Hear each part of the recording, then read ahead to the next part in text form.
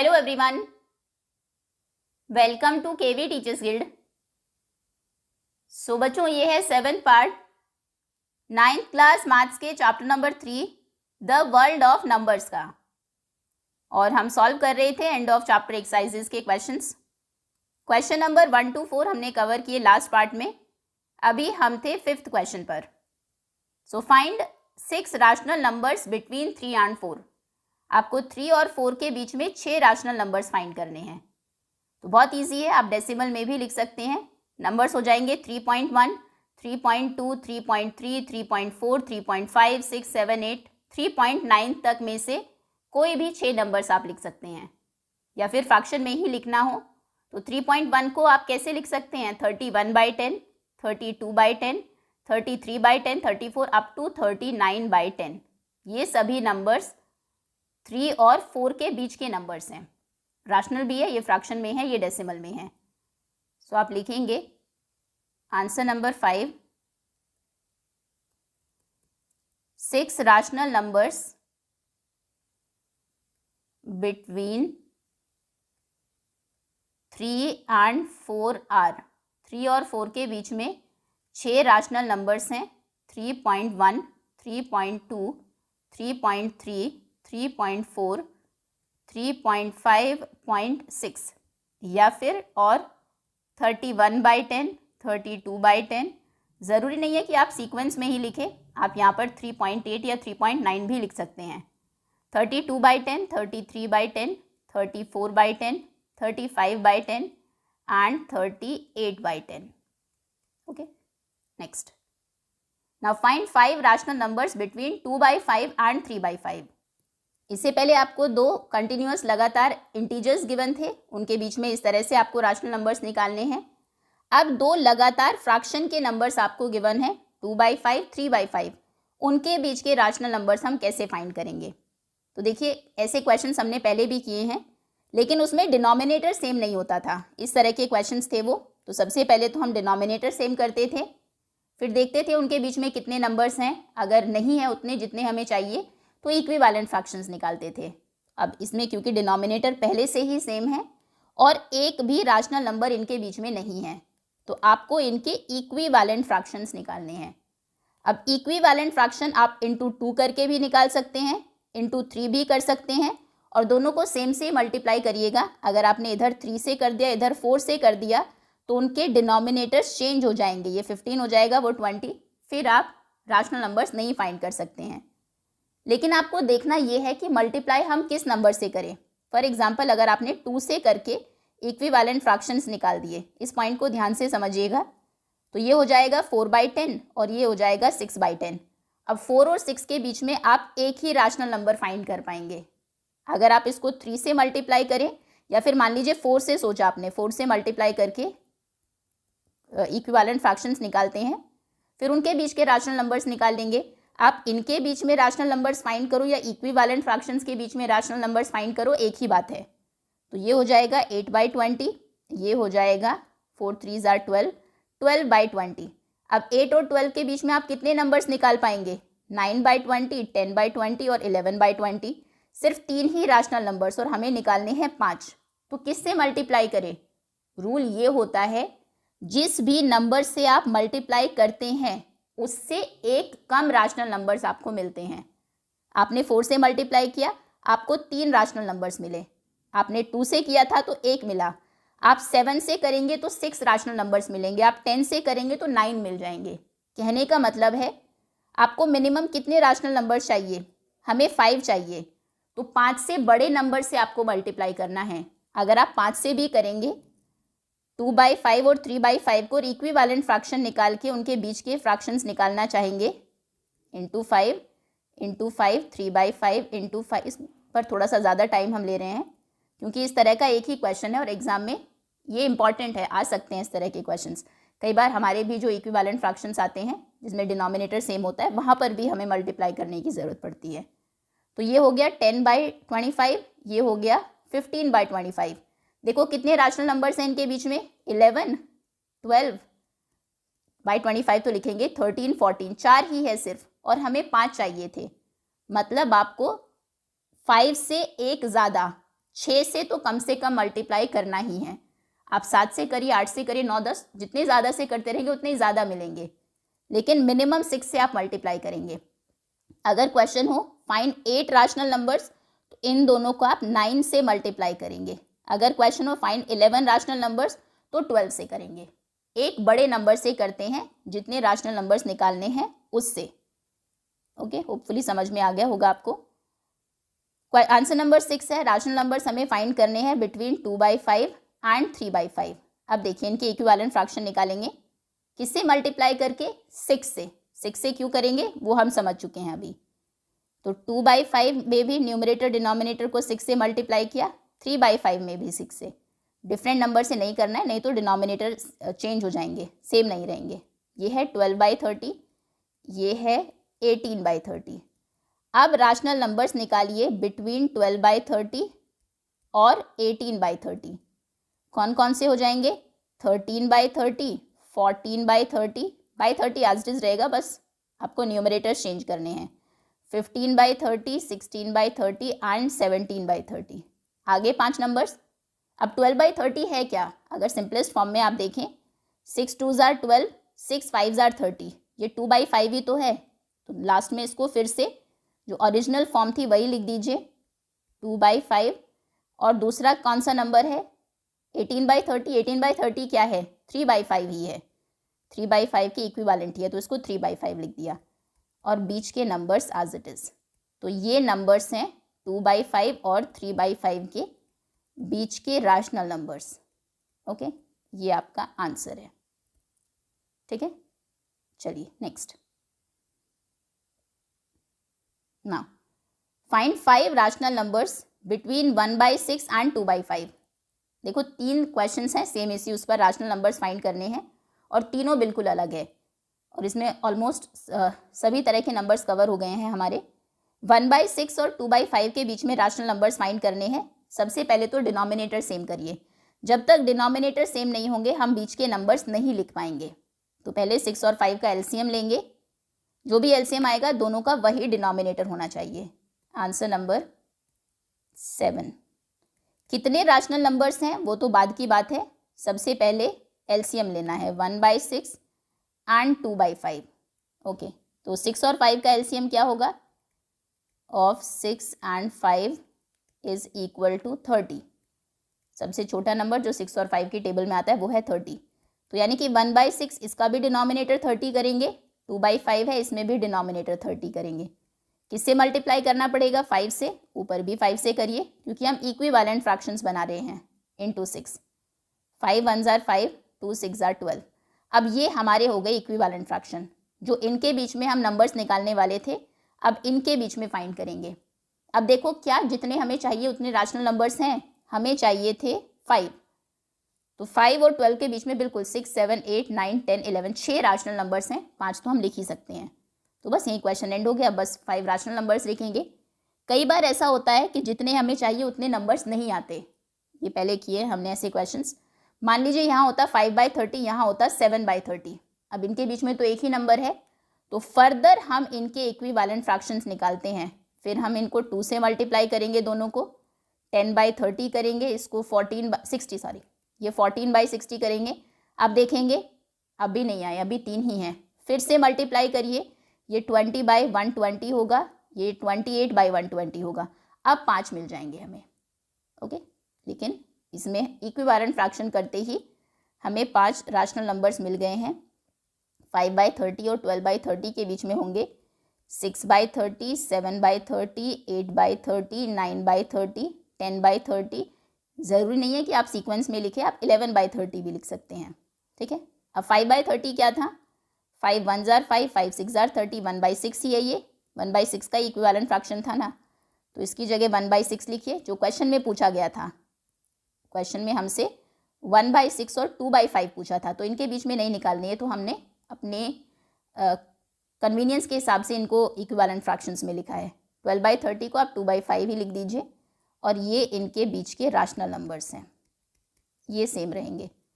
Again आप चाहे तो इनमें से जो नंबर्स हैं उनको शॉर्टेस्ट फॉर्म में भी कर सकते हैं, सिंपलेस्ट फॉर्म में इसको 1/5 लिख सकते हैं, इसको 4/15 या फिर 4 2 ज़ार 8, नहीं 4/15 ही रहेगा ये, 2 4 ज़ार 8 15, हाँ ये भी लिख सकते हैं, लेकिन ये ज़रूरी नहीं है, आप ऐसे भी लिखेंगे तो भी आंसर सही माना जाएगा।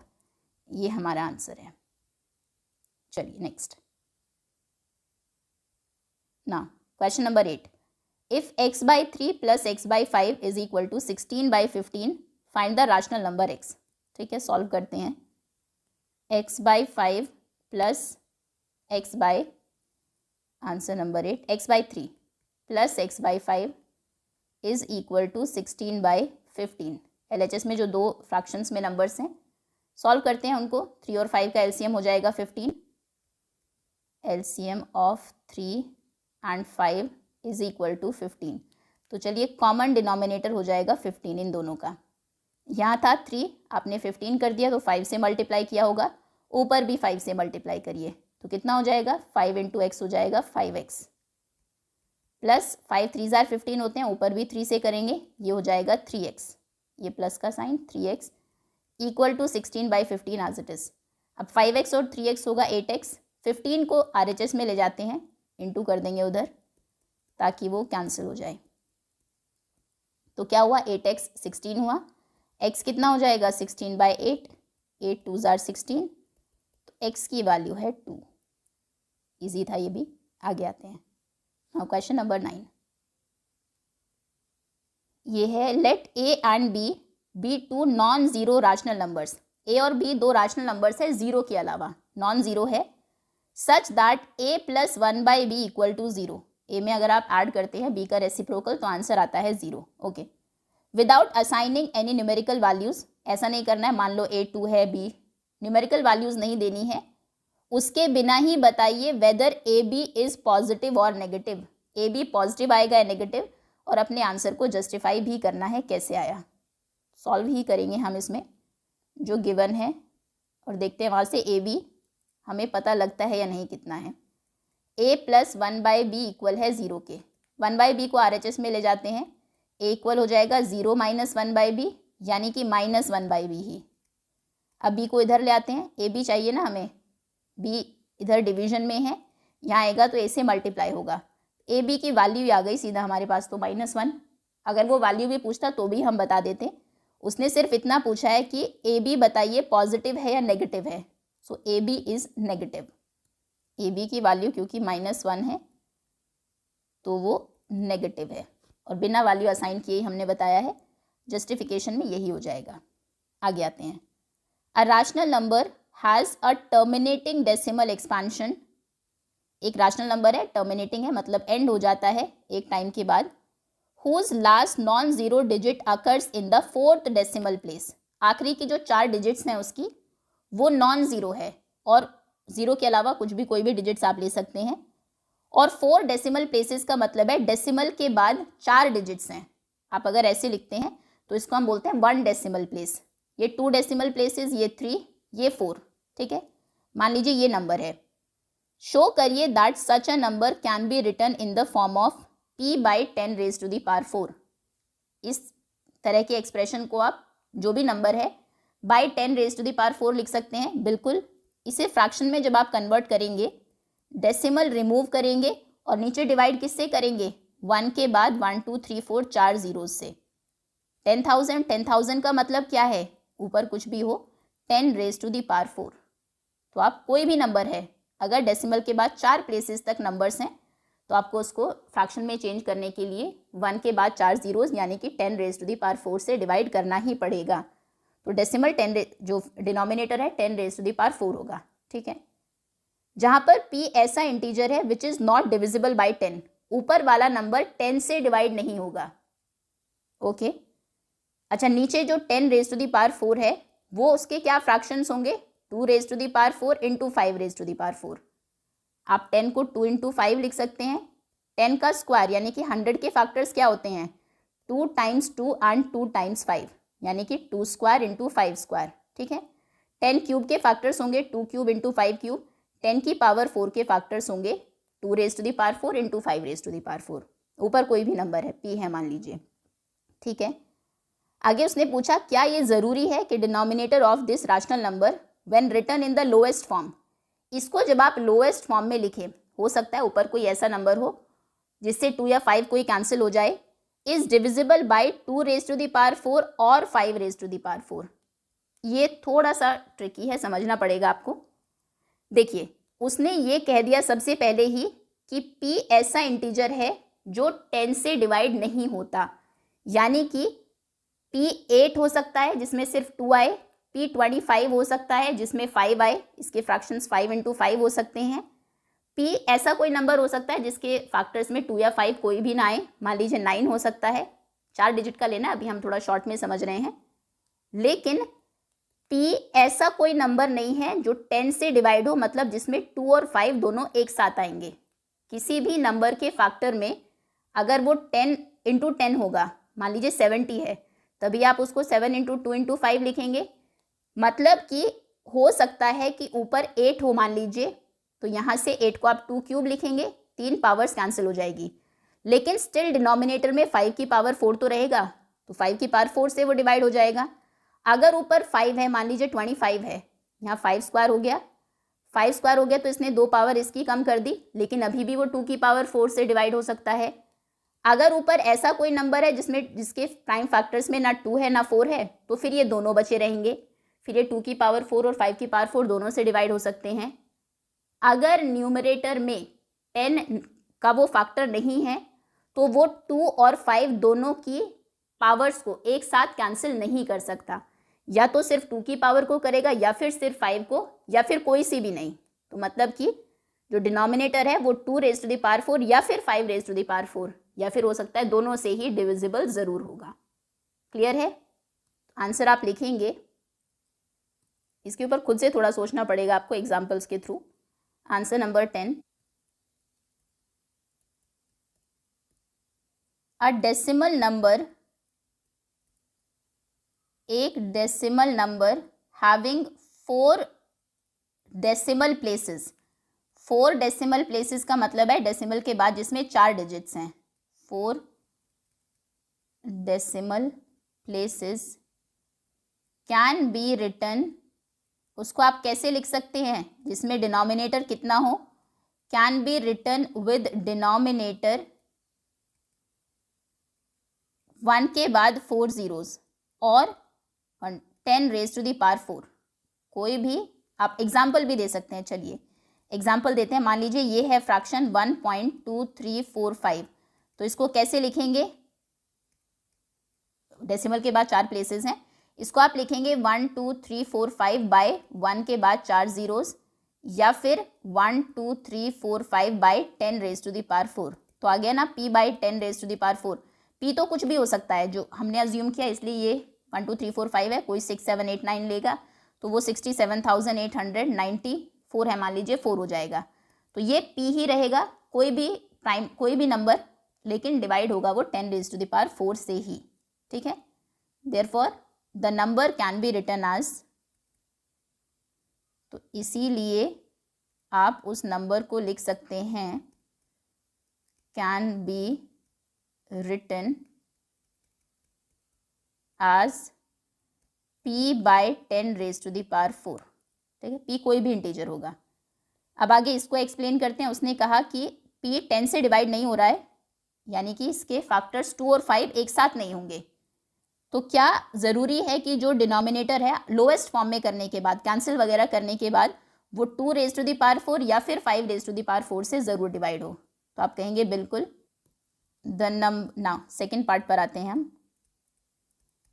हम कहेंगे p by 10 raise to the power 4 can be written as p by 2 raise to the power 4 into 5 raise to the power 4 and p is not divisible by 10। ध्यान रखिएगा, ये कंडीशन इसमें इंपॉर्टेंट है। p 10 से डिविजिबल नहीं है, इसका मतलब है p is not divisible by both 2 and 5 together. दोनों 2 और 5 दोनों से एक साथ वो डिविजिबल नहीं होगा, या तो सिर्फ 2 से होगा, या तो फिर 5 से होगा, या हो सकता है किसी से भी ना हो। जैसे हमने जो लिया था ये वाला नंबर 1 2 3 4 5, ये 5 से हो जाएगा डिवाइड, तो नीचे जो 10 की पावर 4 में 2 की पावर 4 और 5 की पावर 4 होगी, क्योंकि इसके लास्ट में भी 5 है, एक 5 को वो कैंसिल कर देगा, एक 5 को कैंसिल कर दिया। मान लीजिए डिनोमिनेटर के फैक्टर्स हो गए 2 raise to the power 4 by 5 cube, यही रह गए।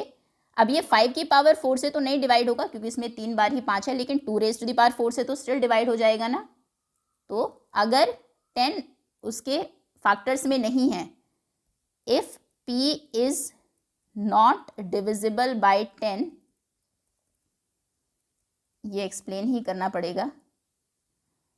p इज नॉट, ये तो लिख ही दिया हमने, and p is not divisible by 10, that means इसका मतलब ये है p is not divisible by 10 के जो दो फैक्टर्स होते हैं बाय बोथ 2 एंड 5 टुगेदर। 2 और 5 से एक साथ वो डिविजिबल नहीं होगा। So no factor 10 can cancel completely with the denominator. ठीक है, तो आफ्टर सिंप्लीफिकेशन के बाद द डिनोमिनेटर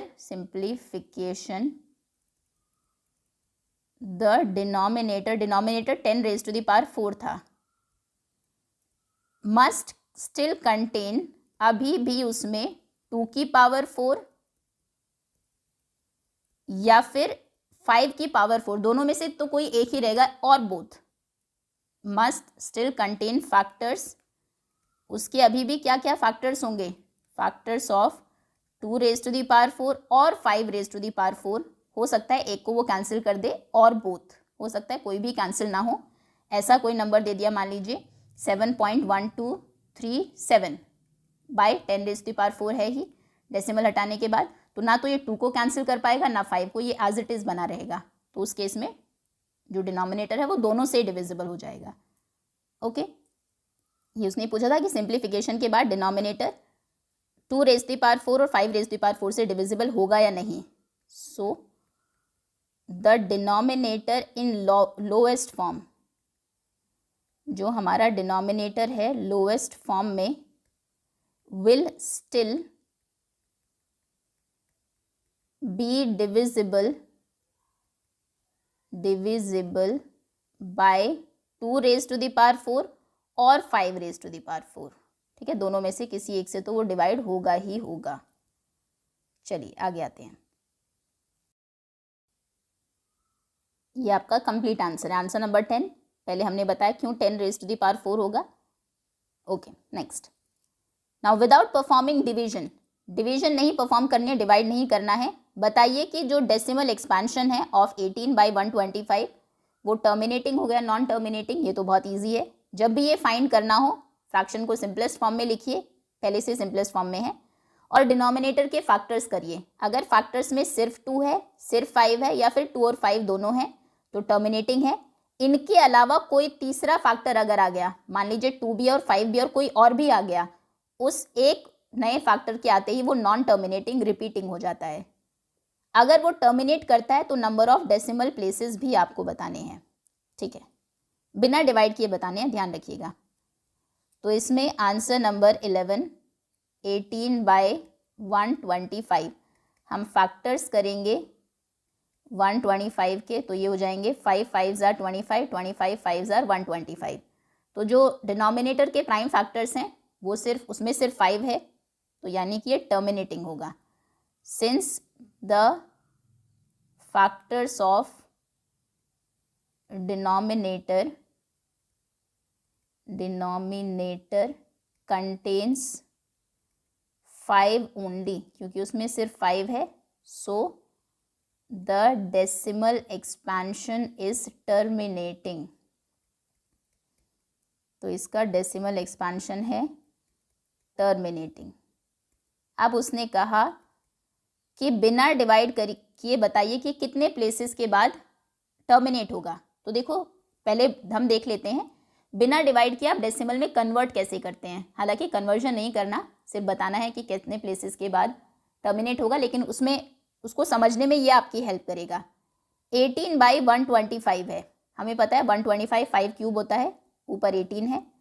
जब भी आपको बिना डिवाइड किए किसी भी नंबर को कन्वर्ट करना हो डेसिमल में, तो आप कैसे करते हैं? 5 की पावर 3 है, इसको 10 की पावर 3 बनाने की कोशिश करते हैं हम। आपको पता है कि अगर नीचे मैं आपको कितना भी बड़ा नंबर दे दूं और उसको इस 1 के बाद 0 कितनी भी हो, 10 की पावर से अगर डिवाइड करने को बोलूँ तो आपके लिए बहुत आसान होता है। 10 की पावर जितनी भी है, मतलब 1 के बाद जितनी भी ज़ीरोज़ हैं उतने ही नंबर के पहले आप डेसिमल पुट कर देते हैं। लेकिन अगर ये कहा जाए आपसे कि इसको डिवाइड करिए 5 की पावर 4 से, 625 से, तो वो आपके लिए मुश्किल होगा। तो हम जो भी हमें फैक्टर गिवन, जो भी हमें राशनल नंबर गिवन होता है, कोशिश करते हैं डिनोमिनेटर जो भी गिवन है उसे 10 की पावर में लाने की। अब यहाँ पे तो सिर्फ 5 क्यूब है, अगर इसे 2 क्यूब और मिल जाए तो वो 10 क्यूब हो जाएगा। लेकिन ऐसा तो नहीं है कि आप सिर्फ डिनोमिनेटर को 2 क्यूब से मल्टीप्लाई करेंगे। हम कुछ ऐसा करेंगे कि चेंज ना हो, जो हमारा फ्रैक्शन है वो वही रहे। तो नीचे भी आपने 2 क्यूब से मल्टीप्लाई किया, ऊपर भी 2 क्यूब से मल्टीप्लाई किया। 2 क्यूब कितना होता है? 8। तो ऊपर हो जाएगा 18 8 जार 144 और नीचे क्या होगा? 5 क्यूब 2 क्यूब यानी कि 10 क्यूब। या फिर आप कह सकते हैं 1 के बाद 3 ज़ीरोज़ 1000। अब नीचे क्योंकि 10 क्यूब है तो ऊपर क्या होगा? 3 नंबर्स के पहले डेसिमल लग जाएगा 0.144। ये इसका आंसर। आप चाहे तो मल्टीप्लाई करके डिवाइड करके देख लीजिए 8 को 125 से, 0.144 ही आएगा। तो अब रूल क्या है? डिनोमिनेटर के फैक्टर्स में 5 या 2 में से जो भी 2 या 5 की, क्योंकि अगर टर्मिनेटिंग है तो 2 और 5 ही आएंगे, जिस भी नंबर की जो हाईएस्ट पावर होती है, जैसे यहाँ पे तो सिर्फ 5 क्यूब है, अगर पावर 3 है तो वो 3 प्लेसेस के बाद ही टर्मिनेट होगा, मतलब डेसिमल के बाद 3 नंबर्स होंगे, उतने ही नंबर ऑफ डेसिमल प्लेसेस होते हैं। अगर डिनोमिनेटर होता मान लीजिए 5 क्यूब इंटू 2 स्क्वायर, अब क्या होता? अब भी वो 3 प्लेसेस के बाद ही टर्मिनेट होता। क्यों? अब हम क्या करते? हम कहते कि 2 की पावर 2 तो है, बस उसमें 2 की पावर 3 करनी है, तो 1 और 2 से मल्टीप्लाई कर देते इसको ताकि पावर 3 हो जाए। ऊपर भी 2 से कर दे तो फिर से नीचे 10 क्यूब होता, फिर से डेसिमल 3 डिजिट्स के पहले लगता। लेकिन अगर यहाँ पर मान लीजिए 2 की पावर 4 होता, तब आपको क्या करना पड़ता? तब आप एक 5 से मल्टीप्लाई करते, क्योंकि 2 की पावर तो 4 है, 5 की पावर भी 4 हो जाएगी अगर, तो फिर ये मिलकर 10 की पावर 4 बना देंगे और डेसिमल 4 डिजिट्स के पहले लगेगा। क्लियर है? एक बार फिर से रूल देख लेते हैं। सबसे पहले तो कोई भी फ्रैक्शन टर्मिनेट तब होता है जब उसके डिनोमिनेटर के फैक्टर्स, प्राइम फैक्टर्स में सिर्फ 2 और 5 आए, और वो उसमें नंबर ऑफ डेसिमल प्लेसेस कितने होंगे वो डिसाइड करता है 2 या 5 जो आपने प्राइम फैक्टर्स किए हैं उनकी हाईएस्ट पावर, चाहे वो किसी की भी हो, 2 की हो 5 की हो। अगर सिर्फ 2 होता, मान लीजिए किसी नंबर को आपको डिवाइड करना है, ये नंबर है, इसे डिवाइड करना है 2 स्क्वायर यानी कि 4 से, तो हम कैसे करते? हम कहते 172/2 स्क्वायर है, 5 स्क्वायर से इसको मल्टीप्लाई कर देते हैं। देखो 5 स्क्वायर 25 होता है, 25 4 100 ही तो होते हैं, तो हम वही कर रहे हैं यहाँ पर। 2 स्क्वायर 5 स्क्वायर हो जाएगा 10 स्क्वायर यानी कि 100 ही हो गया। ऊपर भी 25 से 5 स्क्वायर से मल्टीप्लाई करेंगे, ऊपर जो भी नंबर आए, ऊपर आ गया मान लीजिए 1 2 3 4 5, नीचे तो 10 स्क्वायर है तो डेसिमल के पहले 2 प्लेसेस के पहले डेसिमल लगेगा। तो इसके एक्सपेंशन में नंबर ऑफ डेसिमल प्लेसेस कितने होंगे? 2। क्यों? क्योंकि हाईएस्ट पावर 2 है। रूल समझ में होपफुली आ गया होगा आपको। रूल ये होता है उसके प्राइम फैक्टर्स में 2 और 5 में से जिस भी नंबर की जो भी हाईएस्ट पावर हो उतने ही decimal, number of decimal places होते हैं उसमें। आप चाहे तो रूल भी लिख सकते हैं, अगर प्रॉपरली एक्सप्लेन करना है क्वेश्चन को मैं लिख देती हूँ, लेकिन आप चाहे तो उसको स्किप भी कर सकते हैं। रूल ये होता है if a rational number in the simplest form is in the form of p/q। लिख ही लेके इसको, ये पार्ट आप स्किप भी कर सकते हैं, सिर्फ मैं रूल आपको लिखवा रही हूँ ताकि याद रहे आपको। If rational number is a rational number is p/q, मान लीजिए एक रैशनल नंबर है p/q और q के प्राइम फैक्टर्स हैं, prime factors of q equal to, उसमें 2 की कुछ पावर्स हैं और 5 की कुछ पावर्स हैं, तभी टर्मिनेट होगा जब 2 5 होंगे उसमें से, या फिर कोई एक भी होगा तो भी चलेगा। If m is greater then n, अगर 2 की पावर 5 की पावर से ज़्यादा है तो वो टर्मिनेट होगा after m places, number of decimal places होंगे m, decimal places m। And if n is greater then m, यानी कि अगर 5 की पावर ज़्यादा है 2 की पावर से, तो उसमें नंबर ऑफ डेसिमल प्लेसेस होंगे, डेसिमल प्लेसेस होंगे n। समझ रहे हैं? 2 या 5 में से जिसकी भी ज़्यादा पावर होती है, जो भी पावर है उतने ही नंबर ऑफ डेसिमल प्लेसेस होते हैं उसमें। ठीक है, तो हमारा फैक्टर था 18/125। अगर ये हमें डेसिमल में कन्वर्ट करने को बोल देते इवन तब ये ज़्यादा इजी होता, पर वो उन्होंने कहा नहीं है तो हम नहीं करेंगे। उन्होंने सिर्फ ये कहा है state the number of decimal places, decimal places कितना है वो बताइए। तो चलिए प्राइम फैक्टर्स करते हैं डिनोमिनेटर के। ये हो जाएगा 18/5 2 इसमें है ही नहीं, मतलब 2 की पावर 0 होगी ऑब्वियसली, तो 5 की पावर 3 वो ज़्यादा है 2 की पावर से, तो यानी कि it will terminate after 3 decimal places, या फिर आप कहेंगे दैट द डेसिमल एक्सपेंशन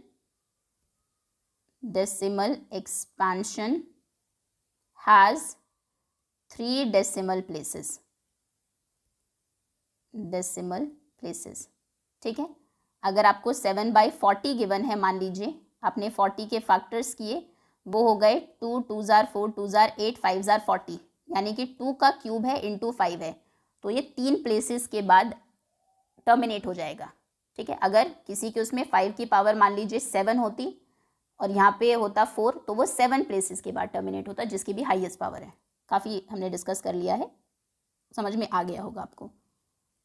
तो ये है इसका फाइनल आंसर। नेक्स्ट, पहले हमने बताया क्यों वो टर्मिनेटिंग है, क्योंकि उसमें सिर्फ 5 है फैक्टर्स में, फिर 2 अगर डिनोमिनेटर के फैक्टर्स में 2 और 5 है तभी वो टर्मिनेट करता है, और कितने प्लेसेस के बाद टर्मिनेट करता है, जो भी 2 या 5 में से जिसकी भी हाईएस्ट पावर होती है। नेक्स्ट, अभी कितने क्वेश्चंस हैं, तो चलिए कम ही हैं, कर लेंगे इनको हम। Now a rational number in its lowest form has denominator 2 cube into 5। I think काफ़ी हम एक्सप्लेन कर चुके हैं, अब देखो इसमें ज़्यादा टाइम नहीं लगेगा। एक रैशनल नंबर है p/q, लेकिन q के जब आपने प्राइम फैक्टर्स के, डिनोमिनेटर के प्राइम फैक्टर्स है 2 cube into 5, how many decimal places will the decimal expansion have. Decimal expansion में कितने डेसिमल प्लेसेस होंगे, 3। ठीक है, एक्सप्लेन भी करना है अपने आंसर को, चलिए कर देंगे, वही रूल ही लिख देंगे हम। कोई भी क्वेश्चन आपको गिवन है, मान लीजिए 2 क्यूब इंटू 5 का क्या मतलब है, बाई 40, ये तो हमने किया ही था अभी। अगर आपको दे मान लीजिए 9/40, 9 को डिवाइड करिए 40 से, 40 के प्राइम फैक्टर्स 2 क्यूब इंटू 5 होते हैं। डेसिमल लगा 90 हो गया, 2 जार 80, 10 बचा, डेसिमल लगा हुआ है 100 हो गया, 2 जार 80, 20 बचा, डेसिमल लगा हुआ है 200 हो गया, 5 जार 200 है ना, 3 प्लेसेस के बाद टर्मिनेट हुआ है। और अगर आपको डायरेक्ट करना हो इसको 9/40 को, तो आप कैसे करेंगे, ये है 9/40, इसको लिखा 2 क्यूब इंटू 5, हम 5 क्यूब बनाएंगे। 5 क्यूब के लिए 5 स्क्वायर से नीचे मल्टीप्लाई करिए, ऊपर मल्टीप्लाई करिए, ऊपर होगा 9 इंटू 25 और नीचे हो जाएगा 2 क्यूब इंटू 5 स्क्वायर, क्या हो जाएगा 5 क्यूब। 25 9 जार 225 होते हैं, और नीचे क्या हो गया 2 क्यूब इंटू 5 क्यूब हो गया 10 क्यूब, मतलब 1 के बाद 3 जीरोज़। जब इसको डेसिमल में लिखेंगे तो 3 नंबर्स के पहले डेसिमल लगेगा, देखो 0.225, यही था डिवीजन के बाद, यही आया है ऐसे। तो जितनी हाईएस्ट पावर होती है 2 या 3 में से, उस दूसरे जो 5 है उसकी भी हम उतनी ही पावर बना लेते हैं, ताकि वो 10 की पावर हो जाए फिर। तो आंसर आप लिखेंगे, आंसर नंबर 12 हम कहेंगे गिवन है denominator is equal to 2 cube into 5। और हमें ये भी पता है, रूल लिख देते हैं क्योंकि इसमें एक्सप्लेन भी करने को बोला है अपने आंसर को। वैसे इस तरह के क्वेश्चंस जनरली 1 मार्क में ही आते हैं, बट स्टिल अगर पूछा है तो हम कहेंगे that now if the denominator is in the form, अगर डिनोमिनेटर इस फॉर्म में है 2 raise to the power m into 5 raise to the power n, then the number of decimal places is equal to the greater of m and n। ये हमने थोड़ा सा language में लिख दिया, जो ऊपर इस तरह से लिखा था। हमने ये कहा था m बड़ा है n से, तो m डेसिमल प्लेसेस होंगे, अगर n बड़ा है तो n होंगे। अब हमने वही लिख दिया, m और n में से जो बड़ा होता है वह उतने ही डेसिमल प्लेसेस होते हैं। m और n में से जो भी ग्रेटर है, m एंड n, उतने ही डेसिमल प्लेसेस होते हैं। ठीक है, तो हमारे इसमें जो आपने डिनोमिनेटर के फैक्टर्स लिखे हैं 2 की पावर 3 और 1 की पावर है 1, 5 की पावर है 1, तो 3 ग्रेटर है 1 से. Now in our question 2 denominator कितना है, 2 raise to the power 3 into 5 raise to the power 5. तो यहाँ पर 3 ग्रेटर है 1 से, power of 2 is greater than 5. तो कितने डेसिमल प्लेसेस होंगे, ग्रेटेस्ट पावर 3 है, या फिर सिंपल ये भी लिख सकते हैं आप, ग्रेटेस्ट, शॉर्ट में ही लिखते हैं, पावर इज 3, दोनों में से 3 पावर हाईएस्ट है. So the decimal expansion will have 3 decimal places. It will have 3 decimal places. Okay. Next.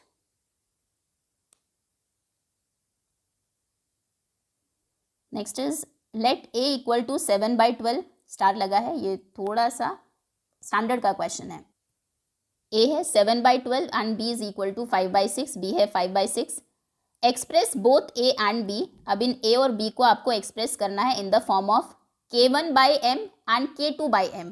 मतलब इनके डिनोमिनेटर सेम करने हैं. अभी जैसे डिफरेंट है ना, एक नंबर बताइए सेम ही डिनोमिनेटर हो, k1 k2 चेंज हो सकता है. Where k1 k2 and m are integers, k2 minus k1 6 से बड़ा होना चाहिए. अच्छा, ये भी कंडीशन है. अब देखो हम तो क्या करते अगर क्वेश्चन इतना ही होता, 7/12 समझते चलते हैं साथ ही साथ. हमारे पास 7/12 है, 5/6 है, हम इसको 2 से मल्टीप्लाई करके डिनोमिनेटर सेम कर देते, 10/12 हो जाता. लेकिन उसने कहा है ये जो डिफरेंस है आपका 10 माइनस 7, k2 को अगर आप k2 से माइनस करें k1 को, वो 6 से बड़ा होना चाहिए. जबकि 10 माइनस 7 तो सिर्फ 3 है, मतलब कुछ किसी और नंबर से मल्टीप्लाई करना पड़ेगा, 2 से काम नहीं चलेगा. सेम डिनोमिनेटर m को यूज करते हुए right exactly 5 distinct rational numbers lying between a and b. ठीक है, वो तो हम कर लेंगे, पहले भी किया है. Keeping an integer numerator. ठीक. Explain why the condition k2 minus k1 greater होना चाहिए n+1 से is necessary to find n such rational numbers. ये हम पहले भी डिस्कस कर चुके हैं, बट स्टिल वही लैंग्वेज में हम नहीं लिखते हैं इस चीज़ को. हमने क्या कहा था, आपको याद हो, जब ये वाला क्वेश्चन हमने किया था, हमने कहा इनके बीच में एक भी रैशनल नंबर नहीं है. तो अगर आपको 5 रैशनल नंबर्स फाइंड करने हैं तो इनको 6 से मल्टीप्लाई करना ज़रूरी है. जिस नंबर से मल्टीप्लाई करते हैं उससे एक कम रैशनल नंबर मिलता है हमें. तो जो नंबर्स आप लिख रहे हैं, फॉर एग्जाम्पल आपने लिखा 7/20 और यहाँ पर है 10/20. 10 और 7 का जो डिफरेंस होगा 10 माइनस 7 इक्वल टू 3. आप 3 से एक कम यानी कि 2 ही इनके बीच में रैशनल नंबर्स फाइंड कर सकते हैं. 2 ही होंगे, 8/20 और 9/20. वही कहा है उसने कि k2 माइनस k1 इक्वल होता है n+1 के. जितने रैशनल नंबर्स आपको मिलेंगे वो +1, 2 ही मिले ना हमें. अगर यहाँ होता मान लीजिए 15, अब कितने रैशनल नंबर्स मिलेंगे आपको, क्या बिना वो किया आप बता सकते हैं. यहाँ पर 20 लिखते हैं. चलिए 20 माइनस 7 कितना है, 20 माइनस 7 होता है 13. तो यानी कि आपको सिर्फ 12 रैशनल नंबर्स मिलेंगे. ये 12 + 1, ये इतने रैशनल नंबर्स होंगे. खैर, पहले सॉल्व करना स्टार्ट करते हैं. फर्स्ट पार्ट कुछ नहीं है, जो हमने रूल्स पढ़े हैं उसको सिर्फ लैंग्वेज में लिख दिया है. और जनरली होता क्या है, जब इस तरह के टर्म्स हम देखते हैं k2 k1 n+1, तो हमें लगता है कि क्वेश्चन पता नहीं क्या बोल रहा है, क्या इसमें करना है. जबकि बात वही है जो हमने पहले कही है, बस उस टाइम पर थोड़ा सा लैंग्वेज हमारी सिंपल थी. अब उसको वेरिएबल्स के नाम देके थोड़ा सा डिफ़िकल्ट बना दिया है. वही हम बोलते हैं ना कि मैथ्स लैंग्वेज है. जैसे हिंदी इंग्लिश में क्वेश्चन समझ में आ गया, आप आंसर लिख सकते हैं. सिमिलरली अगर मैथ्स की लैंग्वेज आप समझते हैं तो फिर ईजी है सब कुछ. ठीक है, उसने कहा a है 7/12, b है 5/6. ऐसा कुछ करिए कि पहले तो m सेम हो जाए, k2 माइनस k1 6 से बड़ा हो. तो हम कहेंगे a है 7, पहले तो एलसीएम ही सेम कर ले, मतलब डिनोमिनेटर सेम कर लेते हैं, एंड b है 5/6. ओके, एलसीएम लेते हैं, 12 आ गया एलसीएम. तो 7/12 तो 7/12 ही रहेगा a जो था, लेकिन b को चेंज कर देंगे 5/6 इंटू 2 इंटू 2. तो ये हो जाएगा 10/6 2 = 12. अब आगे जो होगा ट्रायल एंड एरर से ही होगा. 1/1 नंबर से मल्टीप्लाई करते जाइए, सेम नंबर से करिएगा ताकि डिनोमिनेटर सेम ही रहे। अगर दोनों को 5 से करेंगे आप तो 60 रहेगा। अगर आप इसको इक्विवेलेंट फ्रैक्शन निकालने के लिए आपने इसको 5 से इसको 4 से कर दिया तो फिर वो चेंज हो जाएंगे। और ये हमारी एक इंपॉर्टेंट कंडीशन है कि डिनोमिनेटर सेम रखना है, ठीक है। सेम नंबर से मल्टीप्लाई करेंगे और इस तरह से कि न्यूमरेटर का डिफरेंस 6 से बड़ा हो। 2 से तो काम नहीं चलेगा, 3 से चेक करते हैं। 10 3 30 होते हैं, 7 3 21, ठीक है। बिल्कुल डिफरेंस यहाँ पर 9 का है। आई थिंक 2 से भी हो जाएगा। 7 2 14, 10 2 20। कितने का डिफरेंस है? 20 - 14, 6 का ही डिफरेंस है। 6 से बड़ा चाहिए तो चलिए 3 से मल्टीप्लाई करते हैं। हम कहेंगे ए था 7/12 इंटू 3 किया हमने 21/12, 3 36। बी था 10/12 हो गया था। अब फिर से इसको भी 3 से करेंगे, ये हो जाएगा 33/12, 3 36, ठीक है। अब बताइए आपका K1 K2 और M कितना है? यहाँ पर आप कहेंगे M है 36 और K2 - K1 बताइए कितना है? K2 - K1, K2 और K1 ये थे हमारे डिनोमिनेटर्स, यानी कि 33 - 21 कितना हो जाएगा? 10 नो 33 है -21, this is 12 which is greater then 6। उनका डिफरेंस भी 6 से ग्रेटर है। तो ये हमने कर दिया, इन फ्रैक्शंस में इनको चेंज कर दिया। डिनोमिनेटर्स भी सेम है और ऊपर जो नंबर्स हैं उनका डिफरेंस भी ग्रेटर दैन 6 है। यहाँ तक क्वेश्चन सॉल्व हो गया। ए बी ये है, एक्सप्रेस करिए ए और बी को इस फॉर्म में। तो ए है ये और बी है ये। एक बार और लिख दे। So A is equal to 21/36 and B is equal to 33/36, ठीक। उसके बाद क्वेश्चन ने कहा था सेम डिनोमिनेटर m को ही यूज करना है। Right exactly 5 distinct rational numbers lying between a and b keeping an integer numerator. Numerators तो इंटीजर्स ही रहेंगे हमारे। अब हमें 5 रैशनल नंबर्स फाइंड करने हैं। 5 रैशनल नंबर्स बिटवीन 21/36 जो a और b है आपके नए वाले एंड 33/26। तो कौन से नंबर्स हो जाएंगे? 22/36, 23/36, 24/36, आप चाहे तो 25, 26, 20 कुछ भी लिख सकते हैं। 27/36 और एक हमने लिख दिया 32/36। 5 ही लिखने थे ना। ये 5 नंबर रैशनल नंबर्स हो गए। सभी में न्यूमरेटर आप देखेंगे इंटीजर्स ही हैं। नाउ लास्ट पार्ट, क्यों K2 - K1 n+1 से बड़ा होना चाहिए अगर आपको n रैशनल नंबर्स फाइंड करने हैं तो। फॉर एग्जाम्पल अगर आप चाहते हैं 3 रैशनल नंबर्स फाइंड करना, 7/12, आप चाहते हैं 3 रैशनल नंबर्स हो बीच में, तो अगला नंबर कौन सा होगा? आप 8/12 के लिए जगह छोड़ेंगे, 9/12 के लिए, 10/12 के लिए आप अगला नंबर लिखेंगे 11/12। इनके बीच में 3 रैशनल नंबर्स आप फाइंड कर पाएंगे। और देखो 11 - 7 कितना है? 4। जब डिफरेंस 4 है तब आप 3 रैशनल नंबर्स फाइंड कर पा रहे हैं। यानी कि डिफरेंस हमेशा जितने नंबर्स फाइंड करते हैं उनसे एक ज़्यादा होता है। डिफरेंस जितने नंबर्स आपको फाइंड करने हैं, ये जो K2 - K1 का डिफरेंस है, ये हमेशा n+1 उनके सम से ज़्यादा होगा। इक्वल भी हो सकता है, ज़रूरी नहीं है, लेकिन इनफ नंबर ऑफ चॉइसेस हो इसलिए हम डिफरेंस ज़्यादा रखते हैं। आप यहाँ पर 13 भी लिख देंगे तो भी 3 रैशनल नंबर्स आप फाइंड कर सकते हैं। मिनिमम n+1 नंबर्स तो उनके बीच में होने ही चाहिए। तो हम लिखेंगे now to get n rational numbers, अगर हम चाहते हैं कि n रैशनल नंबर्स हो बिटवीन 2 फ्रैक्शंस,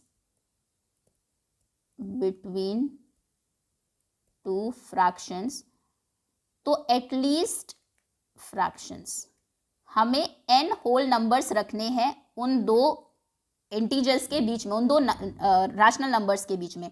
कम से कम n, उससे ज़्यादा भी आप रख सकते हैं। Okay, so we need at least n whole numbers between the numerators.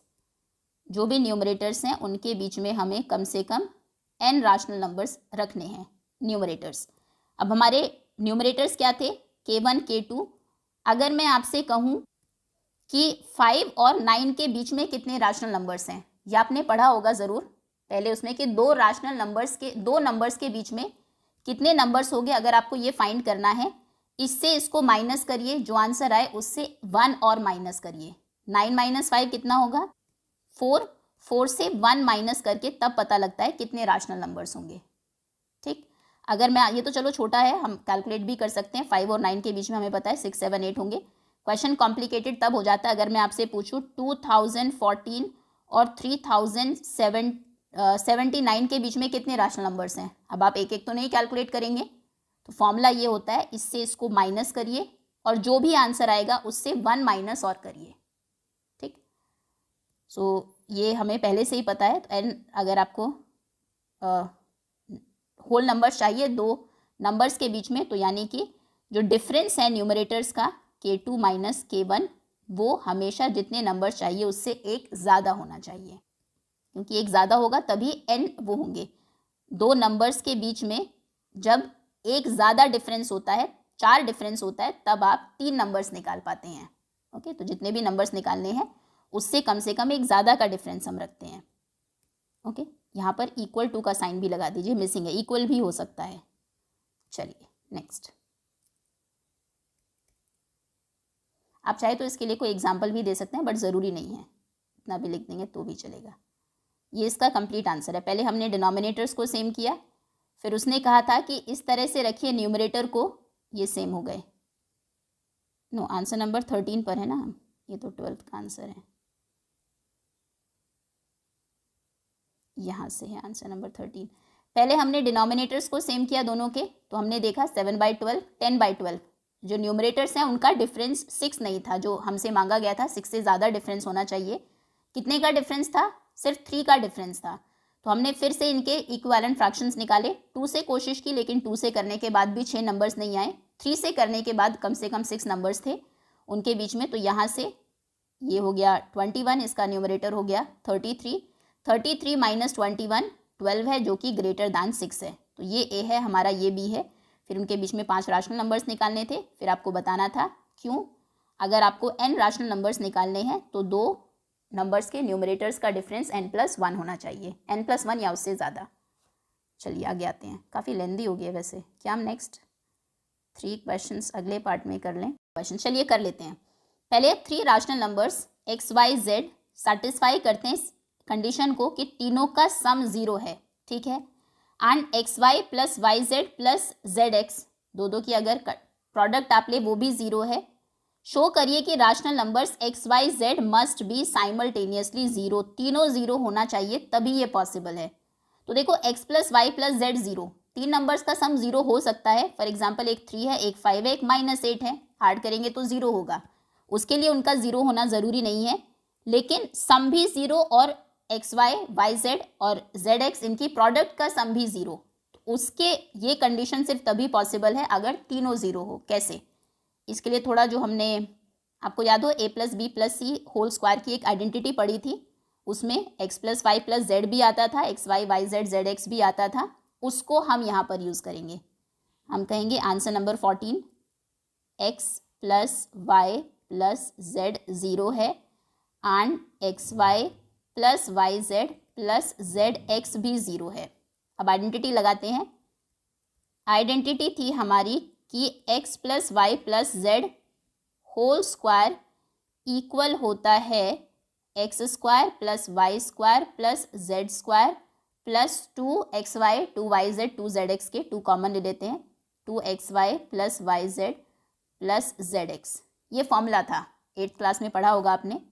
चलिए वैल्यूज़ पुट करते हैं। हमें पता है x plus Y plus Z 0 है, तो ये हो जाएगा 0 square equal to X square plus Y square plus Z square plus 2 bracket, ये भी पूरा 0 है, 2 इंटू 0, यानी कि 0 का स्क्वायर 0 हो जाएगा, X square plus Y square plus Z square, 2 into 0 भी 0 हो गया, 0 प्लस करने का कोई मतलब नहीं है। तो यानी कि 3 नंबर्स के स्क्वायर का सम भी 0 है। तो देखो हमें पता है स्क्वायर नंबर चाहे पॉजिटिव हो या नेगेटिव, स्क्वायर तो हमेशा पॉजिटिव ही होता है। तो कोई भी 3 नंबर्स जहाँ पर तीनों नंबर्स पॉजिटिव है उनका सम 0 नहीं हो सकता, बशर्ते कि वो नंबर्स ही 0 हो। आप 2 नंबर्स का सम 0 कब बता सकते हैं? आप कहेंगे एक 5 है, दूसरा -5 होना चाहिए, उसी का ही नेगेटिव। लेकिन अगर मैं कहूँ दोनों ही नंबर्स पॉजिटिव है, ऐसे 2 नंबर्स बताइए जो पॉजिटिव है और उनका सम भी 0 है। पॉजिटिव अगर है तो एक दूसरे को कैंसिल नहीं करेंगे 0 लाने के लिए।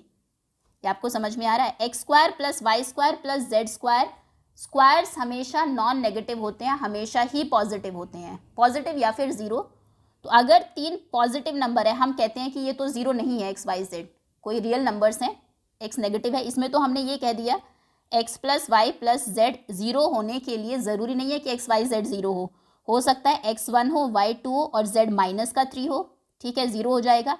लेकिन इसके लिए आपके पास कोई एग्जाम्पल नहीं मिलेगा।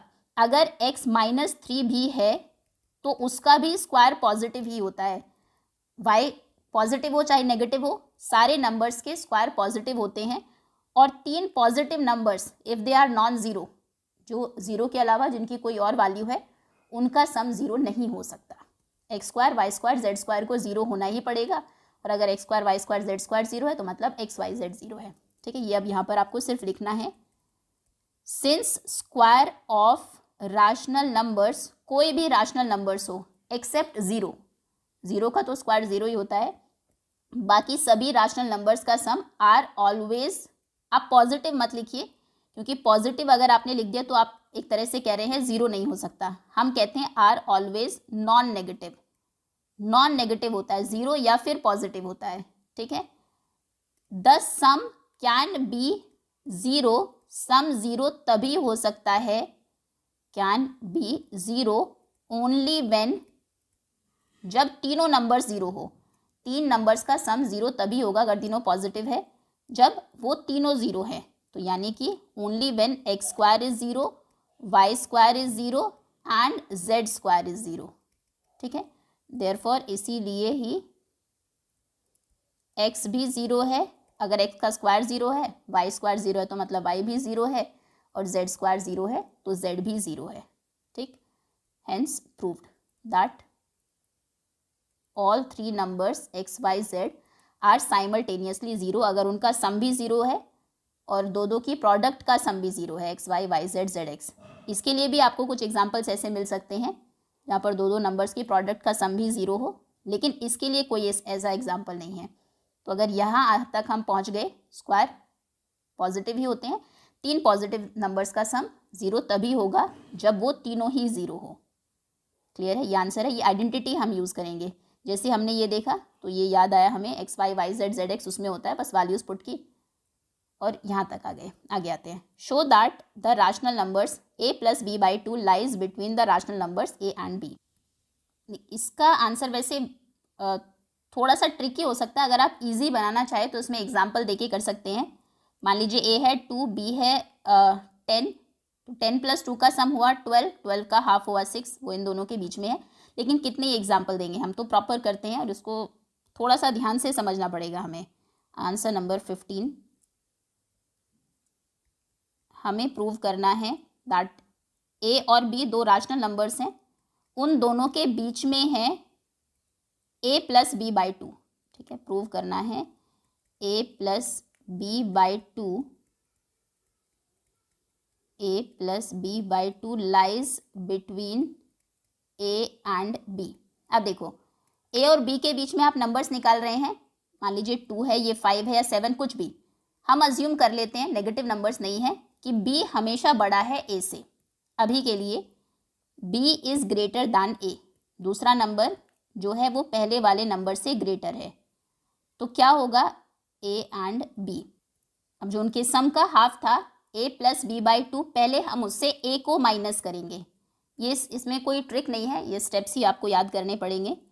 फर्स्ट कंपेयर इट, सबसे पहले हम कंपेयर कर रहे हैं उसको, a plus B by two को हम a से कंपेयर कर रहे हैं, a से बड़ा है या छोटा। देखो हम इसमें सिंपली ये प्रूव करने वाले हैं a plus B by two a से बड़ा है और a plus B by two b से छोटा है।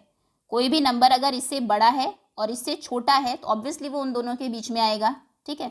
तो पहले हम इसको कंपेयर करते हैं a plus B by two को a से, compare a plus B by two with a, ठीक है। a plus B by two से माइनस करिए a को, क्या आंसर होगा, ये हो जाएगा a plus B minus, LCM लेंगे हम, एलसीएम 2 आएगा, ये हो जाएगा, इसके डिनोमिनेटर में 1 है तो ये होगा 2a, ठीक। अब a, अच्छा एक सेकेंड, यहाँ पर लिख भी देते हैं, हम कंपेयर कर रहे हैं ए से, तो हम फाइंड करेंगे a plus B by two minus A कितना होगा, ठीक है। वो a plus B by two से a माइनस करने के बाद पॉजिटिव नंबर आता है नेगेटिव, वो देख रहे हैं। तो ये कितना हो जाएगा, a plus B minus two A minus two A कितना होगा, माइनस ए। तो ये हो जाएगा b minus A by two. अब देखो ध्यान से, हमने कहा था b बड़ा है a से, तो b माइनस ए एक पॉजिटिव नंबर होगा। अगर ये नंबर इससे बड़ा है, ये 7 है, ये 5 है, तो माइनस करने के बाद 0 से बड़ा ही नंबर आएगा। तो we know that b is greater than a, b बड़ा है a से, तो b माइनस ए बड़ा होगा 0 से। ये अगर 0 से बड़ा है तो कोई भी बड़ा नंबर 5/2, 7/2, उसका अगर हाफ करेंगे आप तो आंसर भी 0 से ग्रेटर ही आएगा, यानी कि b minus A by two is greater than 0। यहाँ तक समझ में आया, कोई प्रॉब्लम नहीं है। हमने a प्लस मान लिया कि b बड़ा है, दूसरा वाला नंबर बड़ा है पहले वाले नंबर से, a plus B by two, और a में से कौन बड़ा है वो हम चेक कर रहे हैं। हमने उसमें से a को माइनस किया, तो हमें पता लग गया सॉल्व करते करते कि जो इसका आंसर आया है वो a से 0 से ग्रेटर है। ये इसी का आंसर है ना सॉल्व करने के बाद। तो कहने का मतलब है it means a plus B by two minus A, जिसको हम सॉल्व करते हुए आ रहे थे, ये ग्रेटर है 0 से। अगर ये 0 से बड़ा है, यानी कि ये नंबर इससे बड़ा है। आपने यहाँ पर दो नंबर्स लिखे, मान लीजिए मैं कहूँ आंसर 0 से बड़ा आता है, आंसर 5 आता है, तो ऑब्वियसली पहले वाला नंबर दूसरे से ग्रेटर होगा, तभी तो कोई पॉजिटिव आंसर आएगा। It means a plus B by two is greater than a। ये हमारा आधा पार्ट सॉल्व हो गया। a प्लस बी बाई टू जिसकी हम बात कर रहे थे, a से बड़ा है, a से तो आगे आएगा, अब बस उसको b से छोटा और प्रूव करना है। अब हम उसको कंपेयर करते हैं b से। Now compare it with b। अब हमें पता है वो b से छोटा है, तो हम b से माइनस करेंगे a plus B by two को। हमें तो ये a है, ये b है, यहाँ पर कहीं a plus B by two है, तो b से माइनस करेंगे और दिखाएंगे कि पॉजिटिव आता है इसका आंसर, यानी कि b बड़ा है a plus B by two से। चलो इसको सॉल्व करते हैं। ये कितना हो जाएगा, ये 2 इधर आएगा, यहाँ से मल्टीप्लाई होकर 2b minus a plus b को ब्रैकेट में रखना मत भूलिएगा, अगर आपने ये गलती की तो गलत हो जाएगा क्वेश्चन। ये माइनस a प्लस बी दोनों के आगे है, तो ब्रैकेट में रखेंगे a plus B by two, ये होगा 2b minus a minus b by two. अब कितना हो जाएगा, 2b माइनस b होगा b minus a by two. अब देखो b बड़ा है a से, since we know b is greater than a। ये हमने सबसे पहले यही कंडीशन ली थी कि मान लीजिए इन दोनों में से b बड़ा है, उसके बाद क्वेश्चन को सॉल्व करना स्टार्ट किया। अगर b बड़ा है a से, तो b माइनस a क्या होगा, पॉजिटिव नंबर होगा, b माइनस ए बड़ा होगा 0 से, और अगर b माइनस ए बड़ा है 0 से, तो उसका आधा भी बड़ा होगा 0 से। b minus A by two is greater than 0। तो अगर इसका आंसर, इसको सॉल्व करने के बाद ये जो आंसर आया है ये ग्रेटर दैन 0 है। Now b minus a plus B by two is greater than 0, ये प्रूव हो गया। इट मीन्स इसका मतलब है b बड़ा है a plus B by two से। ये हमारी, इसको पहली इक्वेशन नाम दे दीजिए, जहाँ पे हमने कहा था a प्लस बी बड़ा है a से और b बड़ा है a प्लस बी से, यानी कि सबसे पहले a आएगा। सो a से बड़ा है a plus B by two और उससे बड़ा है b। It means it lies between a plus B by two, lies between a and b। उम्मीद है आपको समझ में आ गया होगा ये। एक बार क्या हम फिर से देख लें। हमें प्रूव करना था a और b दो इंटीजर्स हैं, a plus B by two उनके बीच में लाई करता है। तो हमने कहा कि a plus B by two में हमने मान लिया कि b a से बड़ा है, पहले वाला नंबर छोटा है, बाद वाला बड़ा है, ये 7 है, ये 10 है, इस तरह से b is greater than a। ये अजम्पशन है हमारी, ज़रूरी नहीं है, हो सकता है नेगेटिव भी नंबर्स हो, ये -7 हो, ये -10 हो, तो उस केस में -7 भी बड़ा हो सकता है। खैर, कंपेयर करेंगे a plus B by two को, पहले a से कंपेयर करते हैं, इनमें से कौन बड़ा है। तो हमने a plus B by two से a को माइनस किया, तो जब हमने इसको सॉल्व किया, ये करते करते हमें पता लगा ये आ गया a प्लस बी, यहाँ से 2a हो गया, माइनस हुआ, ये आया b minus 2a minus a हो गया b माइनस a बाई 2। ये हमारा आंसर आया इसका। अब इसमें हमें पता है कि b a से बड़ा है, तो यानी कि अगर बड़े नंबर से आप छोटे को माइनस कर रहे हैं तो डिफरेंस 0 से तो बड़ा ही आएगा। अगर 10 से आप 7 को माइनस करें, 10 से किसी भी छोटे नंबर से माइनस करते हैं तो आंसर हमेशा पॉजिटिव होगा, 0 से बड़ा होगा। b माइनस ए ग्रेटर दैन 0 है, तो यानी कि उसका हाफ भी ग्रेटर दैन 0 होगा, ये भी ग्रेटर दैन 0 होगा, ये ग्रेटर दैन 0 है, ये तो इसी का आंसर है, तो यानी कि ये भी ग्रेटर दैन 0 है। a plus B by 2 minus A जब आप करते हैं इसका मतलब वो 0 से ग्रेटर है, यानी कि इस नंबर से इसको माइनस करने पर 0 से बड़ा नंबर आता है, तो ऑब्वियसली ये बड़ा है, ये बड़ा होगा, इससे छोटा माइनस हुआ होगा तभी एक पॉजिटिव नंबर आया ना। अगर यहाँ 7 होता और 7 से बड़ा नंबर मैं उसमें से माइनस कर दूँ तो नेगेटिव नंबर आएगा, 0 से बड़ा नंबर नहीं आएगा फिर, ठीक है। बड़ा तभी आएगा अगर यहाँ पर इससे बड़ा नंबर है।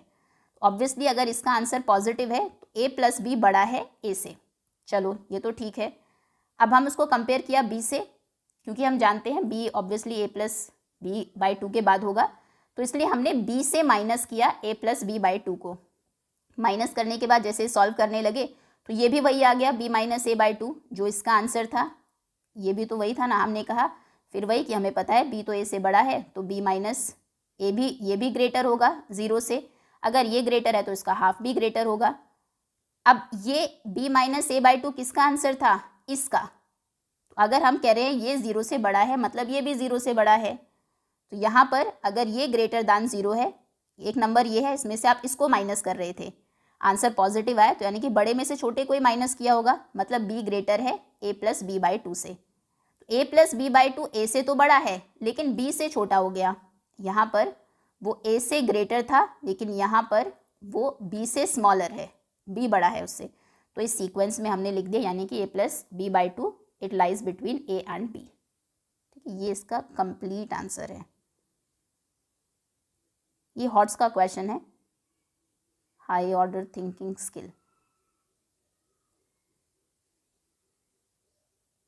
चलिए नेक्स्ट।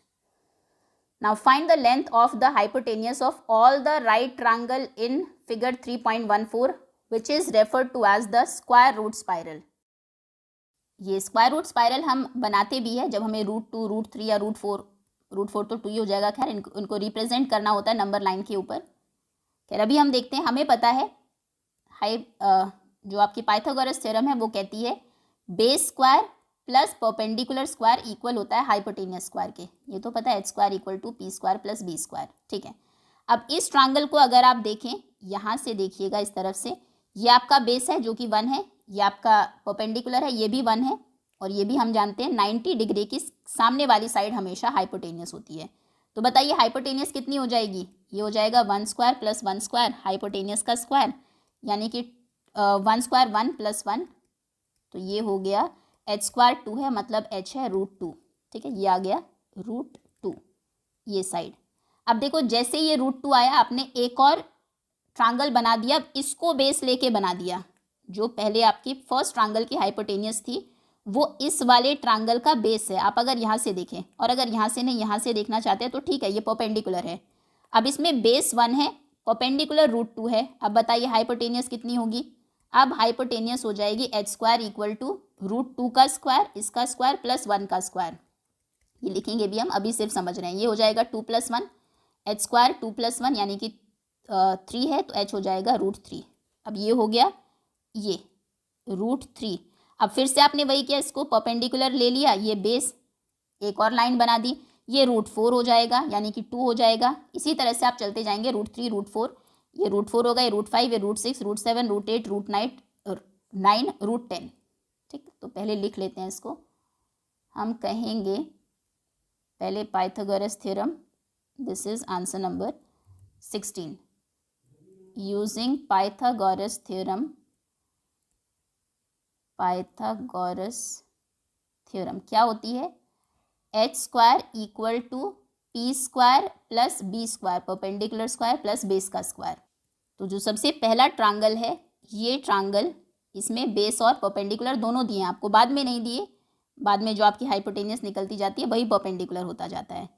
तो फर्स्ट ट्रायंगल पहले ट्रायंगल में परपेंडिकुलर भी 1 है, बेस भी 1 है, तो हाइपोटेनियस कितनी हो जाएगी 1 square plus 1 square, hypotenuse square हो गया 2, तो हाइपोटेनियस हो गई √2।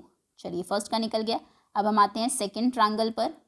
सेकेंड ट्रायंगल में जो ये √2 पहले वाले की हाइपोटेनियस है वो हमारा परपेंडिकुलर हो जाएगा। यहाँ से देखिए इन सभी को, ठीक।